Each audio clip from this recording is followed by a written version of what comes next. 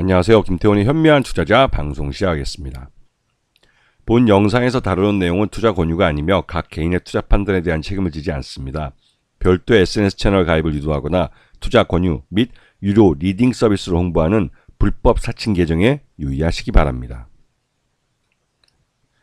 자, 지금 시장에서 엠폭스 진단 키트주들이 강한 모습을 보이고 있습니다. 이게 이제 WHO에서 세계 공중보건 비상사태를 이제 발령을 하면서 이 엠폭스가 이 코로나19 같은 이 팬데믹으로 갈 수 있다는 경고가 나오면서 이 엠폭스 진단 키트를 갖고 있는 종목들의 매수세가 몰리고 있는 것이죠. 이거는 투자자들의 학습 효과가 되어 있기 때문에 나타난 현상입니다. BBC 같은 경우는 요번에 이제 엠폭스에 대해서 자세히 보도를 하면서 이게 바이러스성 질환이기 때문에 이미 뭐 관련된 약이나 그러니까 치료제나 백신도 개발이 돼 있지만 이런 의료적 서비스를 제대로 받기 어려운 이 아프리카 지역에서 이 계속 엠폭스가 감염자를 늘려가면서 변이를 만들고 있습니다. 문제는 이러한 바이러스 변이가 나타나면서 감염력을 점점 증대시킨다는 거죠. 이것 때문에 엠폭스에 대한 백신이 또 일정 정도 안 먹히는 그런 백신, 이제 엠폭스가 변이 바이러스가 만들어지기 때문에 이게 더 위험한 것이죠. 근데 엠폭스 바이러스는 감염하는 데 있어서 직접 접촉을 통해서만 감염이 됩니다. 코로나19 같은 경우는 비말 감염에서 공기 중에 이 바이러스가 떠다니는 물방울이나 이런 것들 통해서 다른 사람에게 이 전달이 될 수 있게 감염될 수 있기 때문에 이게 더 빠르게 더 많은 사람들을 감염을 시켰죠. 하지만 엠폭스 바이러스 같은 경우는 직접적인 접촉을 해야만 바이러스가 감염이 됩니다. 그래서 엠폭스나 코로나19는 확실하게 이런 점에서 큰 차이를 나타내고 있고, 특히나 엠폭스는 직접 접촉을 해야 되기 때문에 밀접 접촉을 해야 되기 때문에 이 전파 감염력이 코로나19보다는 상대적으로 좀 떨어지는 편이죠. 그리고 관련된 테코비리마트라는 치료제가 이미 개발이 되어 있습니다. 코로나19 같은 경우는 이런 치료제가 없어서 처음에 더 많이 위험했었던 것이죠. 그리고 백신도 이미 만들어져 있고요. 그리고 아프리카에서 지금 현재 엠폭스가 계속 변이를 만들면서 감염자들을 늘려가고 있고, 그러면서 이제 점점 감염력이 강한 변이가 나타나고 있다고 보고가 되고 있습니다. 그래서 이 WHO는 이 아프리카 엠폭스 확산에 따라서 공중보건 비상사태를 선언하고 팬데믹 전 단계죠. 그래서 여기에 대해서 각국이 주의를 가지라고 이제 경고를 하고 있습니다.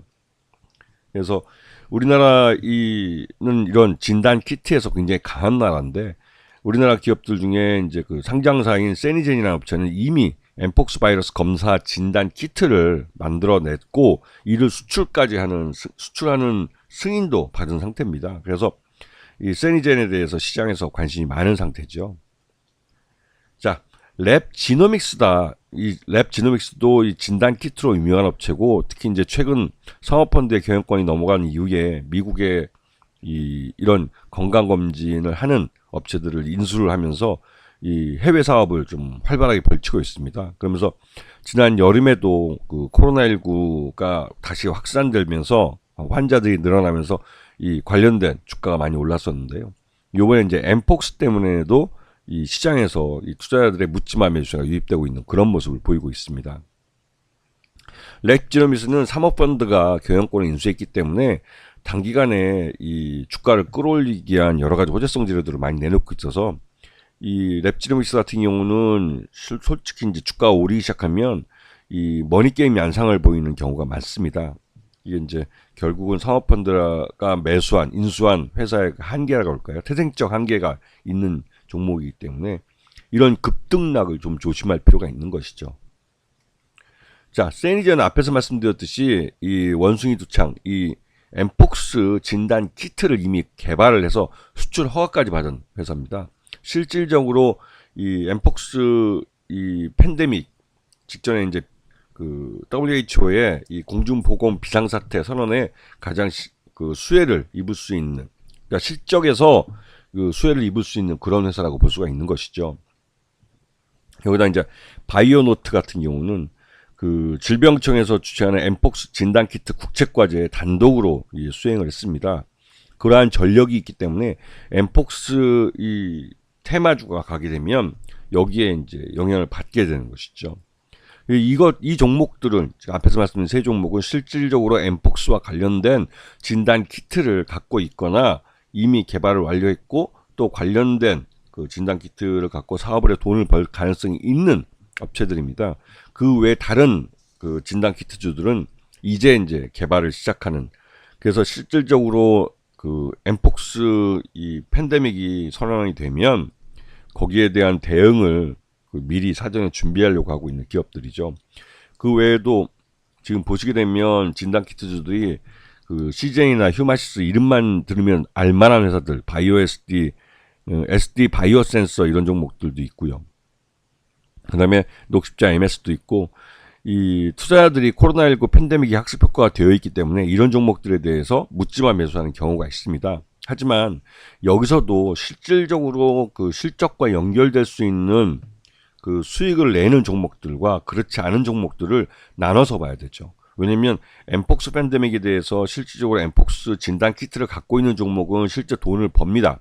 그래서 실적이 좋아질 가능성이 있지만, 그렇지 않고 이제부터 연구개발을 해서 이 개발을 하려고 하는 종목들은 솔직히 그 실제 수익과 연결되기에는 좀 의심스러운 점도 있는 것이죠. 왜냐면 우리나라가 지난번 코로나19 팬데믹 때 이 코로나19 진단키트를 전 세계적으로 수출할 때 중국이 곧바로 카피를 했고, 그 중국의 코로나 진단키트가 실질적으로 가격이 상대적으로 엄청 싸기 때문에, 물론 그 싼 게 빅떡이라는 말이 있듯이 한국산 제품의 코로나 진단키트와 중국산 제품의 이 실질적인 코로나19 그 바이러스를 잡아내는 능력에서는 큰 차이를 보였습니다. 그래서 처음에 싼 맛에 중국 그 이 코로나19 진단 키트를 사갔던 외국에서 나중에 이제 군용기를 보내서 우리나라에서 또 비싼 가격에 이 코로나 진단 키트를 사가는 그런 진풍경이 벌어졌죠. 근데 이러한 것들에 대해서 이미 학습 효과가 국민들이 돼 있기 때문에, 투자자들이 돼 있기 때문에 일단 진단 키트주 전반에 걸쳐서 매수가 유입되지만, 실질적으로 이런 그 엠폭스 진단 키트를 갖고 있는 종목과 갖고 있지 못한 종목의 차이에서 이 실적이 차이가 나기 때문에 실적에 따른 주가 차이는 장기적으로 나타날 가능성이 큽니다. 그리고 물론 시젠이나 SD 바이오센서 같은 대형주들은 이런 그 엠폭스 진단 키트를 개발하는데 더 최단기간에 그 성능이 좋은 그런 진단 키트를 개발할 가능성은 있습니다. 이러한 부분들을 잘 알고 계시면 나중에라도 장기적으로 이런 종목들을 골라내실 때 무조건 테마 바람을 타고 무조건 이제 그 묻지마로 매수하기보다는 실질적으로 실적과 연결될 수 있는 그러한 그 진단 키트를 갖고 있는 회사가 어디인지 이걸 구분을 해서 접근을 하시는 게 장기적인 수익 면에서도 또 유리하지 않을까, 그런 생각이 좀 듭니다. 아시겠죠?